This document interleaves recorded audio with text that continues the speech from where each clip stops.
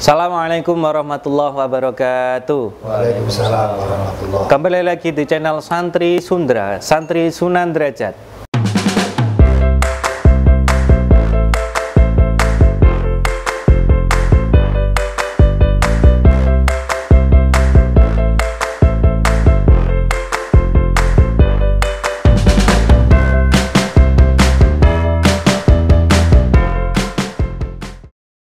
Alhamdulillah masih bersama dengan program favorit kita, yaitu Ngelopo, Ngobrol Ulang Poso bersama Ustadz Sutopo.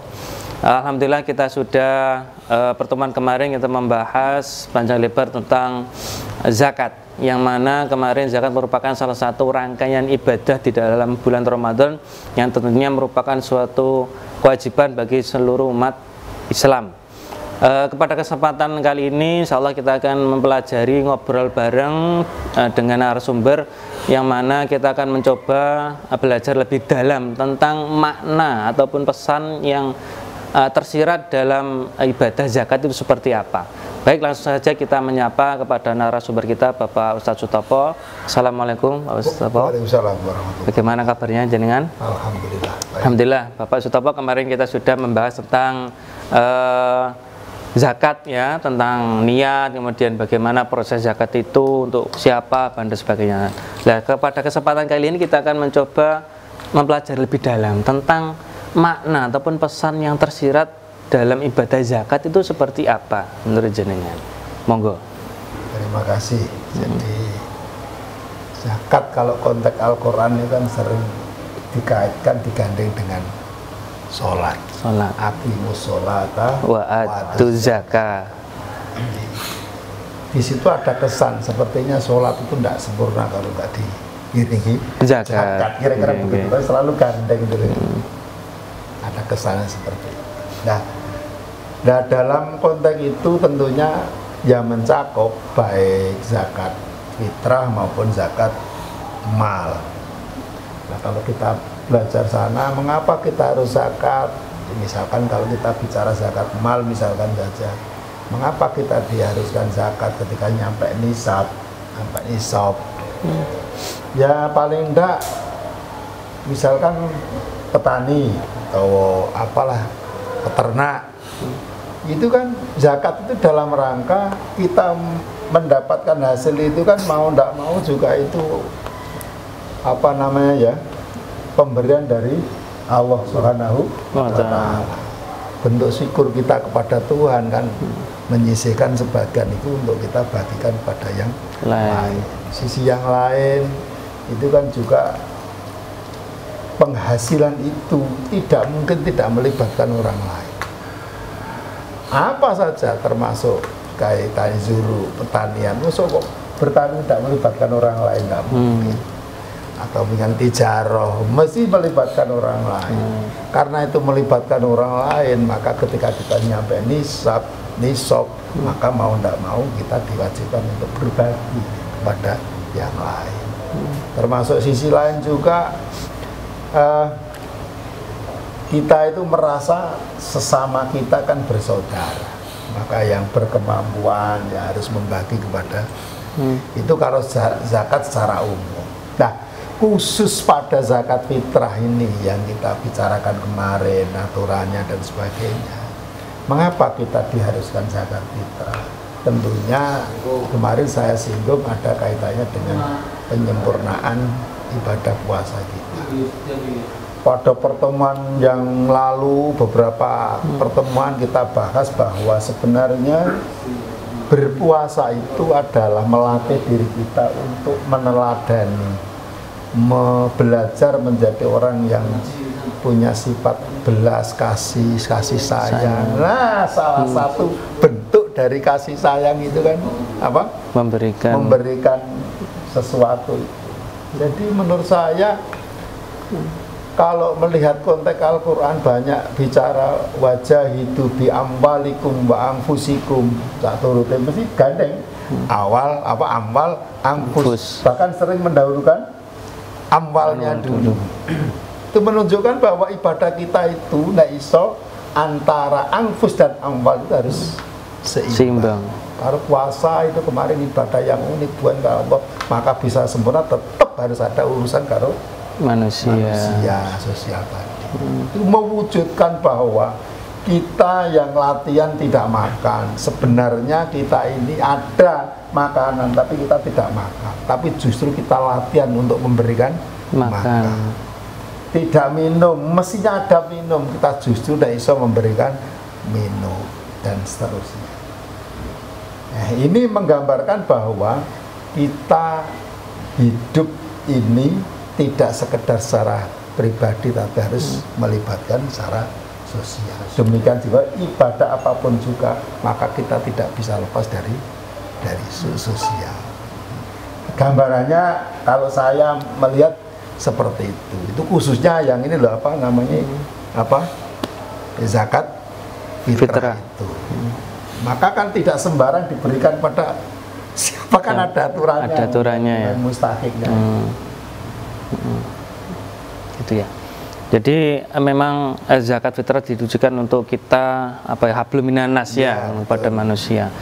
Tentunya pada sekarang ini apakah dari zakat tersebut bisa sebagai apa namanya itu ya, pembersih dari manusia, apa bisa dikatakan seperti itu? Ya memang ajarannya seperti itu, namanya saya zakat fitrah. Kan begitu.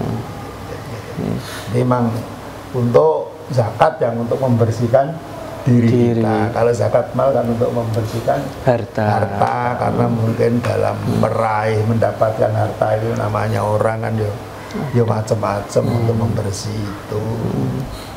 Tapi kalau ini kaitannya dengan membersihkan diri kita, ya tadi kaitannya dengan jiwa. Jangan sampai, kalau kemarin saya katakan, jangan sampai di hari raya itu setelah melaksanakan puasa Ramadan dengan seperti itu, kemudian kita hari raya kita rayakan yang namanya Idul Fitri itu, jangan sampai di antara kita ada yang susah karena sesuatunya.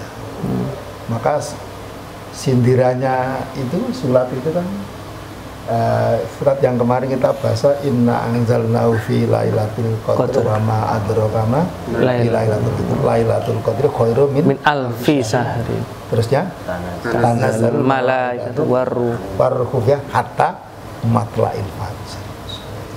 Sampai itu. Jadi gambarannya ketika hari raya itu jangan sampai di antara kita ada yang susah. Yaitu zakat itu, kata Abayai, coba kita cerna. Zakat itu yang diatur dengan nisab itu adalah kalau orang hanya tuh ya, hanya menekan zakat, kata Abayai adalah itu orang yang kategori si wong pelit. Ngerti wong pelit? Ngerti wong pelit? Bakhil. Karena itu paling bakhil orang hanya. Siapa yang tidak bakhil? Ya sebelum nyampe nisab itu harus bersedekah. Kata beliau, zakat itu kan hanya contoh saja. Sing intinya kan bagaimana kita peduli pada yang lain. Sebelum nyampe nisab kita harus sudah sama. Sebelum nyampe Ramadan ya kita berusaha untuk bersedekah. Bagaimana yang nanti titik akhirnya adalah zakat fitrah. Dan itu memang jiwa kita harus selalu begitu, selalu memberi yang seperti ajarannya Mbah Sunan Derajat, wene ono apa itu mangan marang wong kang luwe dan seterusnya. Itu harus menyatu dalam diri kita, di mana dan kapanpun juga. Menurut saya dalam apa wene ono itu intinya kan kita di mana dan kapan juga harus memberi manfaat kepada yang lain sesuai dengan kapasitasnya. Orang yang punya ya harus lewat hartanya, orang yang mampu keilmuannya yang memberi keilmuannya, orang yang tahu kebenaran yang menyampaikan kebenarannya dan seterusnya. Saya kira kok itu cocok sekali dengan apa ya, apa dengarani dari Mbah Sunan Derajat itu. Jadi dengan kata lain, zakat itu bisa diharikan sebagai latihan ya, untuk bagaimana kita menuju sebagai orang yang kasih sayang, dermawan kepada sesama, seperti itu. Jadi gini Pak, mengenai zakat fitrah itu kan sifatnya wajib ya Pak? Wajib. Nah bagaimana bagi seseorang yang tidak bisa melakukan zakat fitrah dan di situ dia melakukan zakat fitrah tetapi dari barang pinjaman. Nah apakah hukumnya itu bagaimana, kemudian itu bagaimana? Oke. Jadi pada pertemuan lalu sudah saya singgung sedikit tentang siapa yang harus wajib mengeluarkan zakat fitrah. Yang pertama adalah Islam, jelas ya Islam. Kalau nek gak muslim, misalnya sampean duwe pembantu, kemudian gak muslim, ya, gak wajib sampean zakati, walaupun pembantu kan kewajiban sampean untuk karena dia belum bisa hidup mandiri. Naudzubillah min dzalik, misalnya punya anak kok tidak Islam, ya jangan sampai misalkan. Tapi misalkan ada begitu kan tidak wajib zakat. Yang pertama adalah Islam. Yang kedua adalah terbenamnya matahari di akhir bulan Ramadan. Misalkan sekarang ini hari terakhir puasa Ramadan, kemudian terbenam, berarti mulai maghrib itu kita berkewajiban untuk zakat. Nah, yang ini yang pertanyaan sama yang ketiga ini. Wujudnya kelebihan matanya. Ketika tidak makan ini tidak ada kelebihan, ya tidak perlu harus apa? Hutang-hutang. Ya justru dia itu nanti menjadi mustahik. Jadi jangan sampai karena loh ya, utangnya itu bukan karena nggak ada loh ya, tapi memang nggak punya.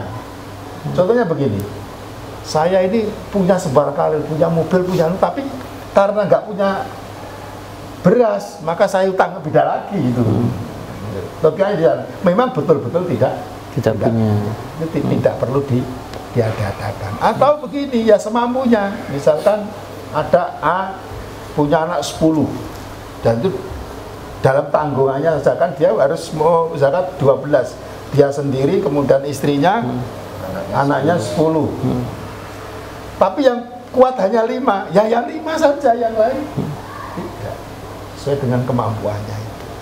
Jadi sesuai yang jenengan sampaikan tadi, bahwasanya zakat itu nanti ketika Idul Fitri kita kan semua untuk berbagi kebahagiaan. Nah, ketika bagaimana orang yang menerima zakat, misalkan menerima zakat kok dapat misalkan mustahik tadi dapat zakat banyak, itu dijual sebagian untuk membelikan pakaian anaknya, itu bagaimana? Nah, itu sudah diberikan ya tergantung si dia. Terserah berarti nggak masalah kan? Yang penting dia merasa masuk dapat beras buahnya, terus ada anaknya yang temannya pakai baju baru terus tidak sendiri kan ya susah, ya, jangan sampai begitu. Berarti tidak ada larangan ya untuk ketika mustahik mendapatkan zakat untuk sebagian ya di. Saya itu pernah cerita begini, kata beliau, susah masyarakat itu kalau pada hari raya ini dan kalau tidak musim corona loh ya, ini kan musim corona tidak boleh pulang dan sebagainya. Jadi ya manfaatnya corona barangkali. Kata Bayai, susah orang tua itu kalau hari raya kemudian melihat anaknya tidak bisa pakai baju baru. Satu sisi teman-temannya semuanya pakai baju baru. Itu menangis, kata Bayai terus.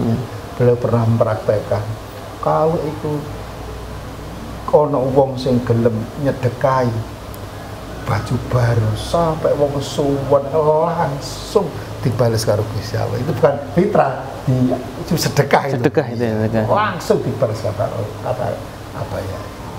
Sehingga simpulan saya kaitan sedekah loh ya. Kalau zakat itu ada mustahiknya. Kalau sedekah juga mencari siapa yang pas untuk menerima. Sehingga diberikan si A dengan si B tentunya punya kualitas yang berbeda. Kalau bisa ya diberikan pada orang-orang yang sangat membutuhkan, itu kalau kita sedekah. Sama ini sing bagane driver ini ya, driver. Ya mungkin anak wong ning dalan kok betul-betul apa ganti duit, gak iso apa ditulung. Wah, itu barokah yang luar biasa daripada gondol wong sing sakjane ora patek niat soalnya rodok cantik terus dipaksa. Itu biasanya driver seperti itu ya. Ya gitu loh. Kira-kira. Iya.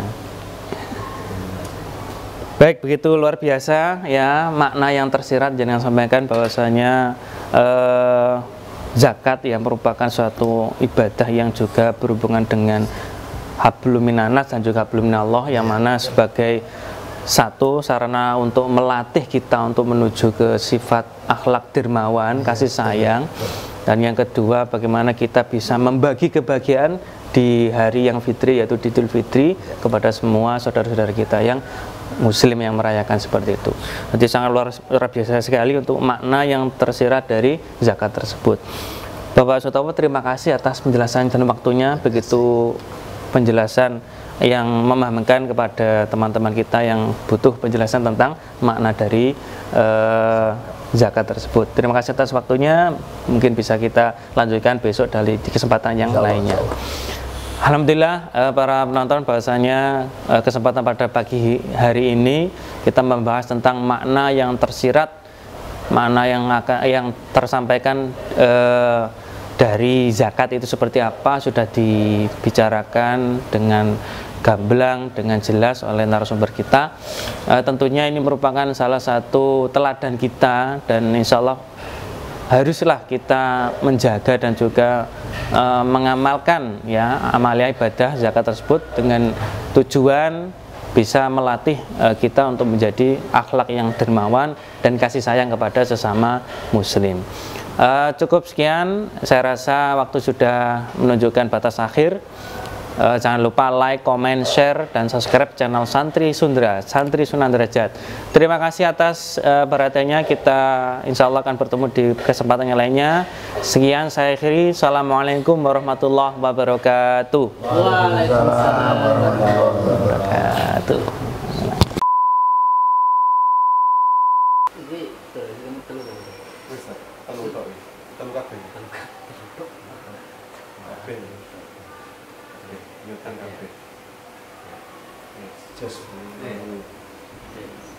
Timer. Ayo. Nah, 3. Zakat Mas, zakat fitrah. Mas udah kok niate musafir. Gak, tapi mau zakat itu saya wis pengertian tok Bang. Saya kira makna dibalik. Makanya awakmu sakjane wis siap apa takon apa. Sakjane kudu ngrungokno sing mau. Mau sing iki. Takon niate zakat.